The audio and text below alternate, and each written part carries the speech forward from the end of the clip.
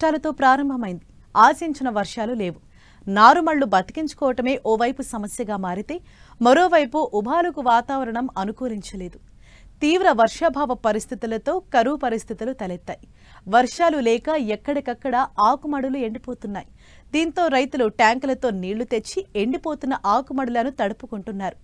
అయితే ఈ పరిస్థితుల్లో ఆకుమడులను కాపాడుకునేందుకు వ్యవసాయ అధికారులు కొన్ని సూచనలు చేస్తున్నారు.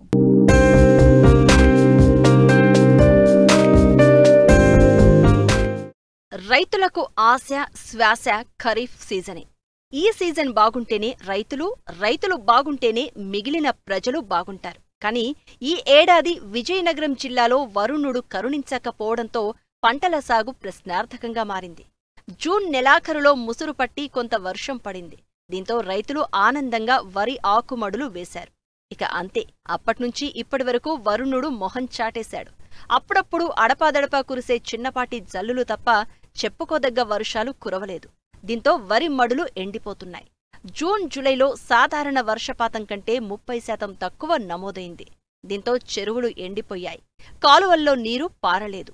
రిజర్వాయర్లన్నీ వట్టిపోయాయి.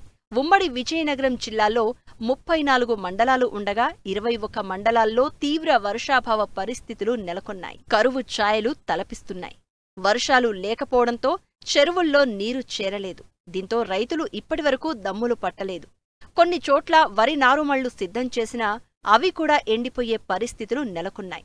దీంతో ట్యాంకర్లతో నీళ్లు తెచ్చుకుని వరి ఆకులను కాపాడుకునే ప్రయత్నాలు చేస్తున్నారు రైతులు.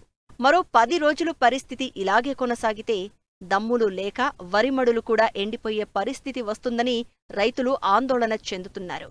వర్షాలు పడ్డాయని చెప్పేసి మేము ఆకులు పోసేసాము. తీరా చూస్తే ఇది వర్షాకాలం అనుకున్నా వేసవికాలంలో తరిచినట్లుంది. మాకు ఇది 7వ నెల, మే నెల, జూన్ జూలై కాదు మే నెలలో కనిపిస్తుంది అది మాకు. అందువల్ల మా ఆకులు కూడా మారిపోతున్నాయి. చెరువులో చూస్తే నీరు లేదు. మేము తడుపుకోవడానికి కూడా నీరు అవకాశం లేదు. ఎక్కడో కొద్దిగా ఉంటే ఎవరో ఒకరు మిషన్లు పెట్టి చేసుకున్నా మాకు బిందులతో మోసుకుందామన్నా అక్కడ నీరు దొరకట్లేదు. మరి విత్తనాలు కొంత నాటింది, కొంత నాటలేదు. భూమిలోనే కొంత ఉడిపోయింది. మరి ఆకులు కూడా ఒకవేళ ఇప్పుడు వర్షం పడినా అవి కూడా కుళ్ళిపోయి ఉంటాయి మొదల్లో లోపల. మరి గవర్నమెంట్ వారు కానీ వ్యవసాయ డిపార్ట్మెంట్ సరైన ఏమైనా మాకు సూచనలు సలహాలు. జులై చివరి వారం వచ్చినప్పటికీ జిల్లాలో ఆశించిన స్థాయిలో వర్షాలు పడడం లేదు. దీంతో రైతుల పరిస్థితిని గమనించిన వ్యవసాయ శాఖ అధికారులు పొలాల బాట పట్టారు. వరి మడులు ఎండిపోతున్న పరిస్థితిని గమనించిన అధికారులు కొన్ని రోజులైనా వరి ఆకులను కాపాడుకునే ప్రత్యామ్నాయ పద్ధతులను రైతులకు సూచిస్తున్నారు. అలాగే వరి ఆకుమడులను ఎలా సిద్ధం చేయాలన్న దానిపై కూడా రైతులకు అవగాహన కల్పిస్తున్నారు. ఈ మండలంలో ఉన్నటువంటి వాతావరణ పరిస్థితుల దృష్ట్యా కొంత డ్రై స్పెల్ ఉండటం వలన కొద్ది ప్రాంతాల్లో మనకి బెట్టకు గురవుతున్నటువంటి నారుమళ్ళని సంరక్షించే నిమిత్తం వాళ్ళకి ఇంటర్మ్గా ప్రత్యేకంగా తీసుకోవాల్సిన చర్యల గురించి రైతులకు ఆల్రెడీ మనం ఇక్కడ ప్రతి గ్రామంలో నిర్వహిస్తున్నటువంటి పొలం పిలుస్తున్న గ్రామంలో కూడా వాళ్ళని అప్రమత్తం చేయడం జరుగుతుంది.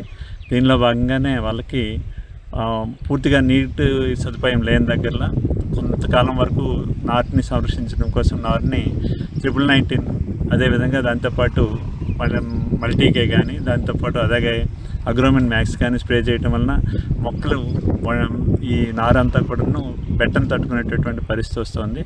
దానివల్ల కొంతకాలం పాటు మనం దాన్ని సంరక్షించే అవకాశం ఉంది. కాబట్టి దీనిపైన అందరికీ కూడా అవగాహన కల్పిస్తూ ఉన్నాం.